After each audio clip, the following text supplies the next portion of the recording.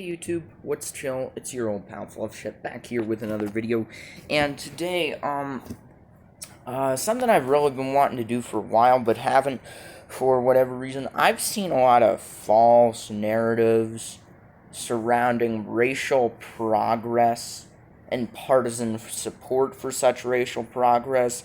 I've seen a lot of false narratives about that being perpetuated on YouTube lately, so I just wanted to give you people the facts real quick.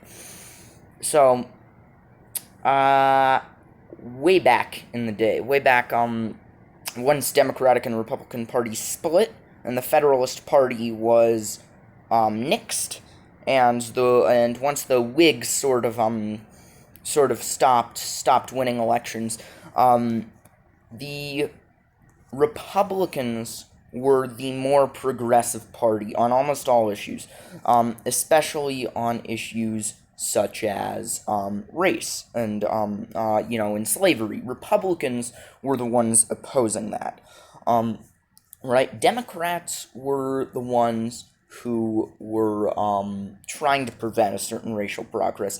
Abraham Lincoln was a Republican. He had his a lot of plans for Reconstruction. He was trying to put some pressure on the South, never to really have any never to go back to their sort of slave owning ways or anything reminiscent of that. But then once Johnson came into office, he really was a lot easier on the South. He was a Dixiecrat, a Southern Democrat. Now, he was impeached, and then Grant took office. Grant sort of tried to rebuild Reconstruction to the extent that he could, and Grant was great at a lot of things, but he wasn't a super competent statesman. He was an amazing general, but he just wasn't a super competent statesman purely for the reason that he didn't have a lot of prior political experience. Following that, Rutherford B. Hayes, another Republican, actually did a lot to tear Reconstruction down, and that's the point at which I believe the political parties began to flip. Let me just say, yes, Republicans were 100% the ones driving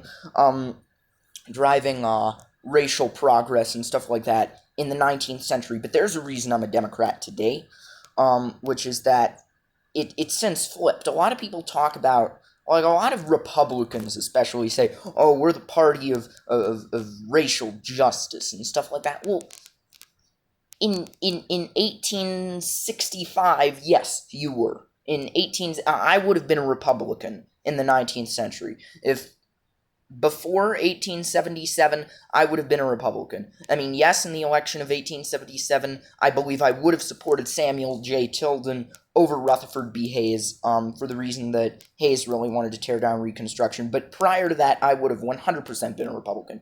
There's a reason I'm a Democrat today. It's really flipped in a lot of senses.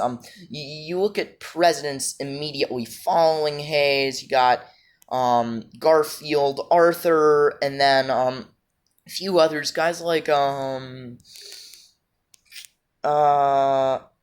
Teddy Roosevelt. Actually, let's take him for example. He was a Republican, but he was also an extreme racist. He was in senses a white supremacist.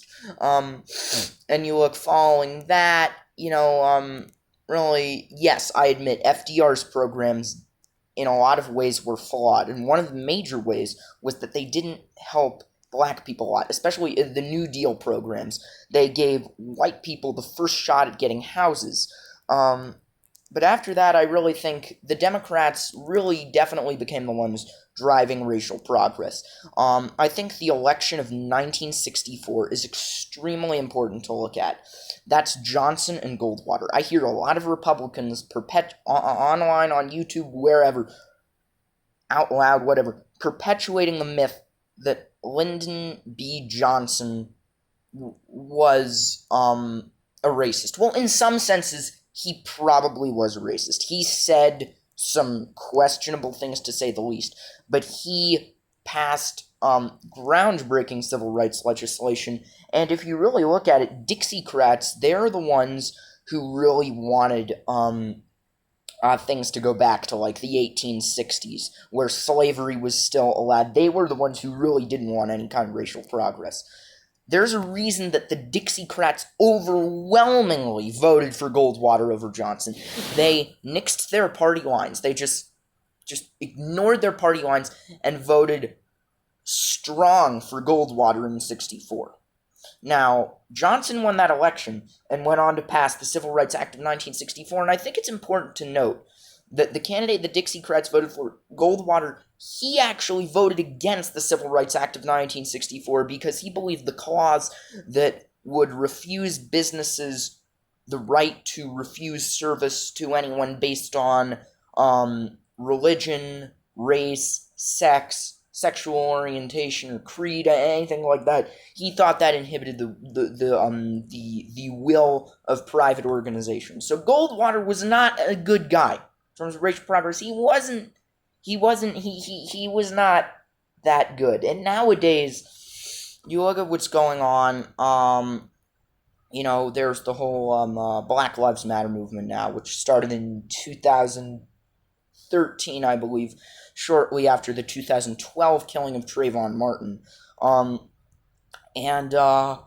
You look at what's going on, Trump is perpetuating a lot of, at least in my mind, harmful dialogue. He's been condemning the protesters who've been burning stuff and everything, and I agree. Like, yes, there's a place for peaceful protest, but I'm going to use the words of John F. Kennedy here. He said, "Those who make nonviolent, peaceful resistance impossible make violent resistance inevitable." And I believe that Trump, in shooting rubber bullets at peaceful protesters, is actually doing just that. I think he is, if he wants to see fewer riots and stuff like that, well, maybe do a little more training of the police, get them to stop killing innocent black people. Anyway, I hope this video has given you some sense of the shift, from Republican to Democrat in terms of what the party of racial progress is. Now, I'm hesitant to call either party the party of any one thing, because there are a lot of people in this country who feel extremely disenfranchised, and neither political party statistically has represented the majority of America since probably maybe the Reagan-Dukakis election of '88, maybe even earlier. But I hope this video has given you some valuable information on that, and just know where the myths are, and try to ignore them. Try to keep the real facts in your mind. I've enjoyed making this video. Subscribe for more content. Thank you so much for watching, and for now, this will be your old pal Fluff Shep, signing out. So long, everyone.